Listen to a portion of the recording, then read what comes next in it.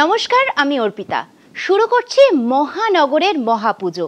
দেবীপক্ষের শুরুতেই তিলোত্তমা ছন্ন ছাড়া, তবে সমস্ত দুর্যোগ কাটিয়ে নব আনন্দে সেজে উঠেছে শহর কলকাতা। শহরের ছোট বড় প্রায় সব মণ্ডপেই মা এসে গিয়েছেন।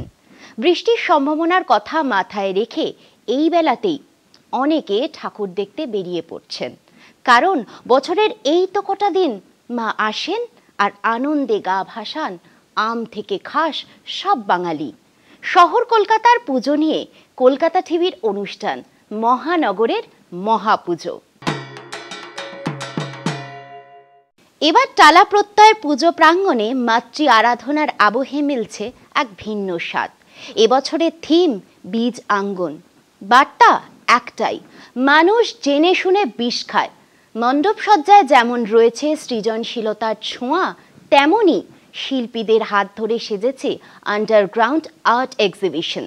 দর্শনার্থীদের জন্য থাকছে নানা লাইভ পারফরমেন্সও।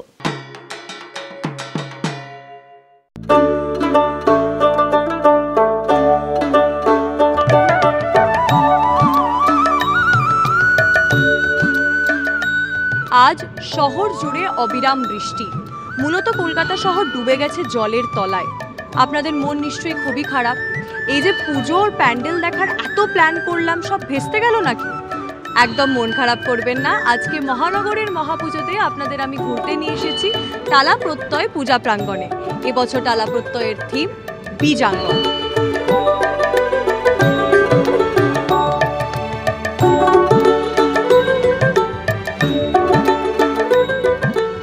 এক বিরাট ধর্মগোলা, যেটাকে আমরা এতদিন সবাই মিলে, যে ধর্মগোলা মানে কি, ধর্মগোলা মানে হচ্ছে কি একটা শস্যের ভাণ্ডার। সেই শস্য ভাণ্ডারটার আক্ষরিক অর্থে আজকের দিনে কোন জায়গায় দাঁড়িয়ে, এবং যে কৃষি নীতি দেশের ভীষণভাবে এগুলোকে সংরক্ষণ করার জন্য যেগুলো হওয়া উচিত ছিল, বা এই যে যে অবস্থা, সেই অবস্থায় এই কৃষি নীতি যেখানে আরও অনেক শার্প হওয়ার দরকার ছিল, সেই জায়গাটা সামহাউ মিসিং। তো সেই জায়গার মধ্যে দাঁড়িয়ে আমাদের টালা প্রত্যয়ের এবছরের ভাবনা বীজ অঙ্গন, এবং যেখানে আমরা মানুষকে ওই জানানটা দেওয়ার চেষ্টা করছি যে আমাদেরকে এই মুহূর্তে দাঁড়িয়ে কৃষিতে আরও কী করতে হবে। বা টালা প্রত্যয়ের প্রাঙ্গণে দাঁড়ালে পরে কিন্তু ওই বৃষ্টির কোনো প্রকোপই কিছু বোঝা যাবে না, কারণ আমরা ভীষণভাবে রেডি। এবং এই সময় একটা যে বর্ষা হওয়ার সম্ভাবনা থাকবে, এই সেপ্টেম্বর মাসের 23 তারিখে দাঁড়িয়ে এই বর্ষাটা কিন্তু আমরা অনেক আগে থেকে অ্যাজিউম করতে পেরেছিলাম। তার জন্য আমরা যে লেয়ার অফ সিস্টেম আমরা এখানে করেছি, তাতে টালা প্রত্যয় প্রাঙ্গণে আসলে ধোকা থেকে বেরোনো কোনো দর্শকের এই বৃষ্টি সংক্রান্ত কোনো অসুবিধা হবে না।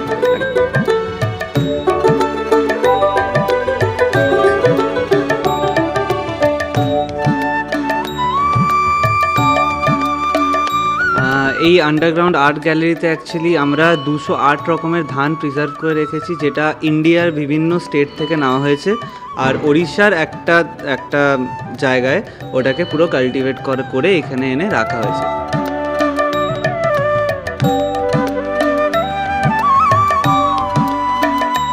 কাল ধরুন আপনি বাজার করতে গেলেন, আপনার সামনে দুটো ফুলকপি, একটা বড় ফুলকপি আর একটা ছোট ফুলকপি, দুটোরই দাম এক।